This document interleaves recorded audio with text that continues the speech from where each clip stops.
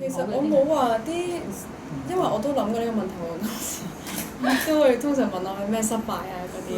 咁其實我會有好多即係我冇一啲片段我好崩潰或者好唔開心，好接受唔到，因為由細到大媽咪都會去俾我好多叫小嘅挫折。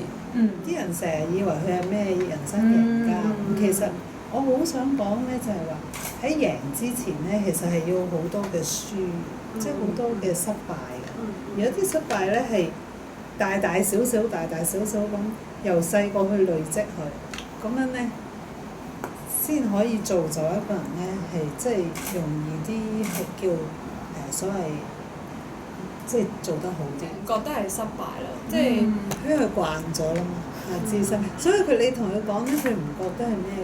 其實係有好多嘅。我其實因為我係我阿媽，我就知。佢又冇得代表學校啊嘛，咁好似嗰陣時有啲自己報名㗎，就係朗誦節都嚇，即係咁我又幫佢報名，咁佢去到咧就成日都抬挺嘅嚇，即係人哋又攞個獎啦，佢就攞張分紙。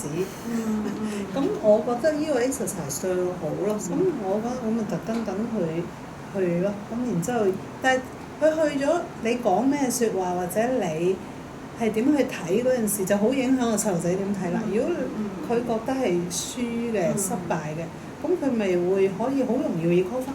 哇！如果啲記者問佢，哎呀咩我有咩輸啊？我媽咪都話我輸啊，咩即係變咗你有個 recall，但係佢問我有咩輸，我 associate 唔到任何嘢，因為嗰時可能媽咪同我講你已經高分過上次，或者唔一定嘅，即係話你都做得好好㗎啦，今次你可以上到台下記得晒成段嘢講得晒出嚟。